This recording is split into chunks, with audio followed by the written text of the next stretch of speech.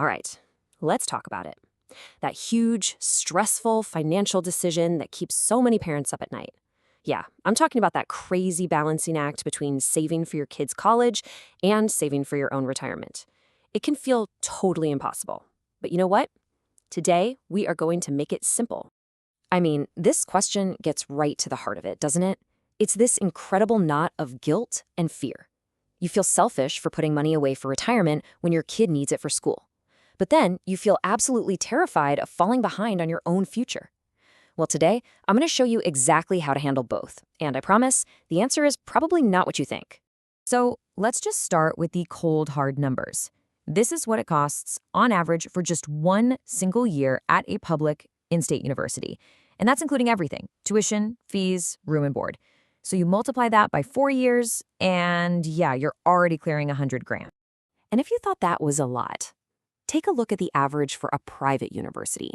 Over $60,000 a year. That's almost $250,000 for a bachelor's degree. I mean, it is no wonder parents feel this insane pressure to do whatever it takes to cover it. So, when you're staring down those kinds of numbers, a really common thought pops into your head. Okay, I'll just pause my retirement contributions for a few years, just while the kids are in college. It feels like this noble sacrifice, right? Putting your dreams on hold for theirs. But that temporary pause, it has a permanent and honestly a devastating cost. And here is the mathematical gut punch. The absolute magic of saving for retirement is compound growth. It's your money making money. So when you hit pause, you don't just lose the cash you didn't put in, you lose all the future growth that money would have made for you forever. As you can see right here, pausing for just those 4 years of college can leave your nest egg over $80,000 smaller when you need it most. And all of that leads us to this big, uncomfortable truth, the one nobody really wants to say out loud. Ready?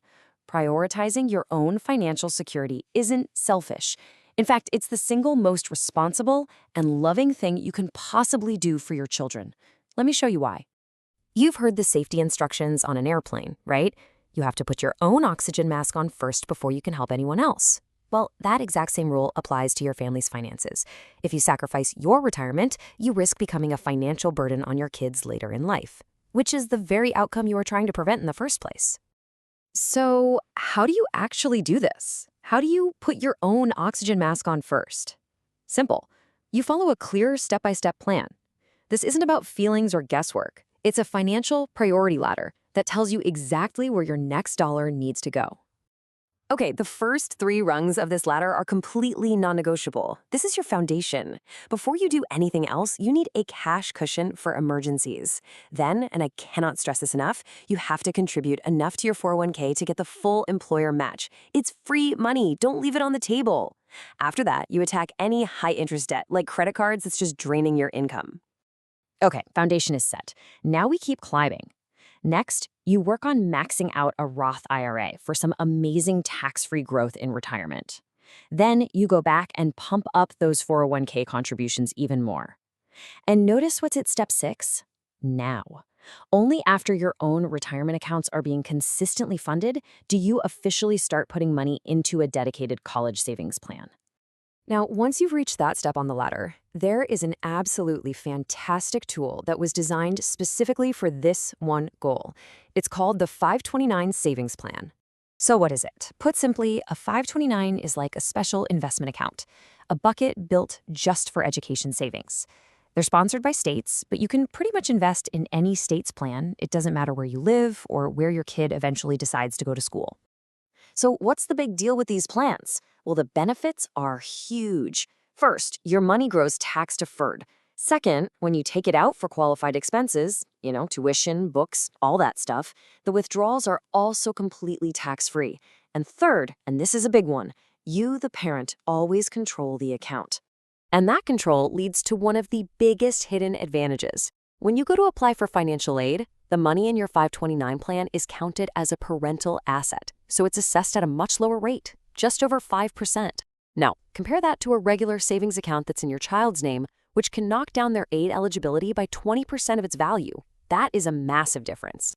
Okay, so even with a solid savings plan, that final price tag can still feel, overwhelming. But here's the really good news. Your goal is not to write a check for the full sticker price. The goal is to be smart and strategic about lowering that price. One of the most powerful strategies out there is what I call the community college hack. Your child can get the exact same general education credits at a local community college for a tiny fraction of what a university charges. We're talking tens of thousands of dollars in savings. Plus, it gives them a couple years to mature and figure out what they really want to study. Next up, turn scholarship hunting into a team sport. Don't just dump this task on your kid, make it a weekly family project. Get on the search tools together, set up a shared calendar for deadlines, and proofread each other's essays. Every single scholarship, no matter how small, chips away at that final bill. And finally, it's so important for your student to have some skin in the game. Now, this isn't about burdening them with a mountain of debt. It's about teaching responsibility. When they contribute from a summer job or take out a modest amount of federal student loans, they have a sense of ownership. This is totally different from those risky, high-interest private loans. So as we wrap this up, I really want us to shift our whole way of thinking.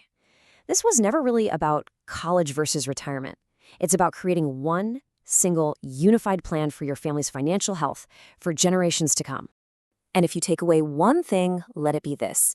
When you invest in your own retirement, you are investing in your kids' future. You are giving them the most incredible gift you can, the freedom to build their own lives without ever having to worry about supporting you. That is the ultimate act of parental love. So now I want to hear from you. Where are you at in this journey? Are you juggling both? Just starting out? What's the biggest challenge you're facing right now? Share your thoughts down in the comments. Let's keep this conversation going and help each other figure this thing out.